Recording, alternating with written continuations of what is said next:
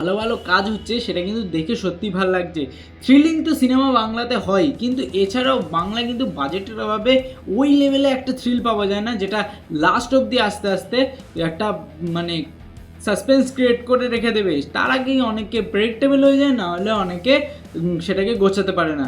এখান থেকে দেখতে গেলে সোলাঙ্কি এবং ঋত্বিক চক্রবর্তীর প্রথমবারের সিনেমা আসছে ভাগ্যলক্ষ্মী, যেটা ট্রেলার কিন্তু আজকে ড্রপ হয়েছে, এবং সেটা প্রথম দিকে ট্রেলারটা বিল্ড আপ নিতে টাইম নিলেও পরের বার ফার্স্ট কাট হয়ে যখন স্টোরিটা রিভিল করছে কিছুটা কিছুটা, সেখান থেকে দেখে বোঝা যাচ্ছে যে এখানে কি সামান্য মানে একজন মধ্যবয়স্ক দুই দম্পতি আছে, তাদের কিন্তু টাকার বিভিন্ন সমস্যা হতে পারে বা টাকা ইনকাম করতে পারছে না ঠিকমতো, এবং বিভিন্ন ধার দেনা রয়েছে, সেখান থেকে কিছু খুন করছে বা তাদের ওখানে খুন হয়েছে সেটাকে কীভাবে মানে ভয় পেয়ে সেটাকে লোকাচ্ছে, কী করছে, কত ক্যারেক্টার আছে, একজন হঠাৎ করে অনেকগুলো টাকা পেয়ে সেটা বকলা যাচ্ছে, বা এটা কিন্তু সাইকো দম্পতি হতে পারে।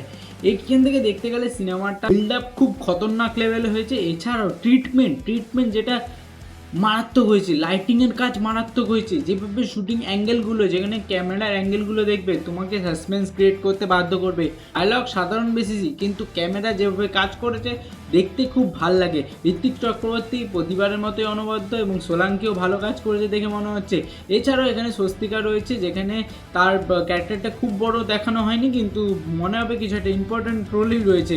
এবার কি থ্রিলিং করে, কতটা মোড় ঘোরে, কতটা টুইস্ট আছে, টার্নস আছে, সেগুলো দেখার জন্যই কিন্তু এই সিনেমাটা আমাদের ওয়াচ করতে হবে। এটা কিছু থ্রিল করবে, আমার মনে হচ্ছে যে এটা একটা অন্য নিয়ে যাবে ধাপে বাংলা ইন্ডাস্ট্রিকে।